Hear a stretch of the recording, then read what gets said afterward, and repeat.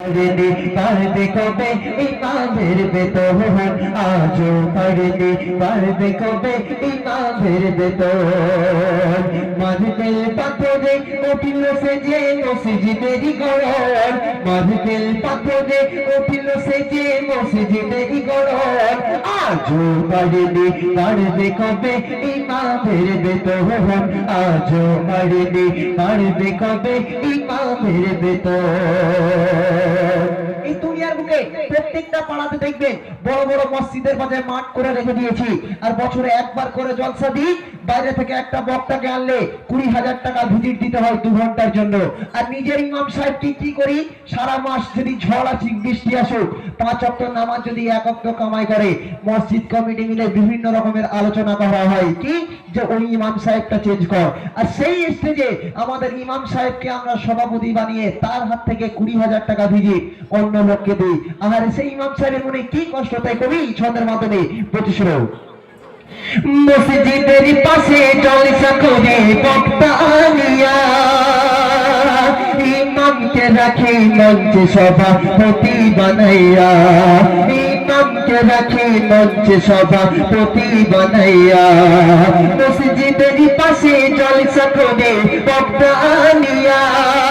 ইমামকে রাখি মঞ্চে সভাপতি বানাইয়া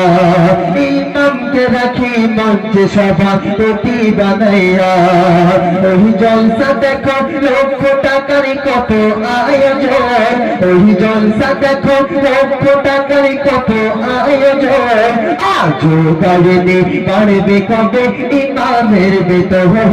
আজও বাড়েনি বাড়বে কবে ইমামের বেতন মার্বেল পাথরে উঠিল সে যে মসজিদের গড়ন মার্বেল পাথরে উঠিল সে যে মসজিদের গড়ন আজও বাড়েনি বাড়বে কবে ইমামের বেতন আজও বাড়েনি বাড়বে কবে ইমামের বেতন। তারপরে আমরা একটু একটু মন দিয়ে শুনি। তারপরে দেখবেন আমাদের অনেকটা ঘরে অনেক এলাকায় অনেক পাড়ায় যদি কেউ একটু পয়সা ভরা হয়ে যায়, তার সন্তানকে আমরা কোথায় মালজ মিশনে পড়াচ্ছি, কোথায় আরামিন মিশনে পড়াচ্ছি, আর সন্তানের শুধু মাসে মাইনে দিতে হয় 10 থেকে 8,000 টাকা টিউশন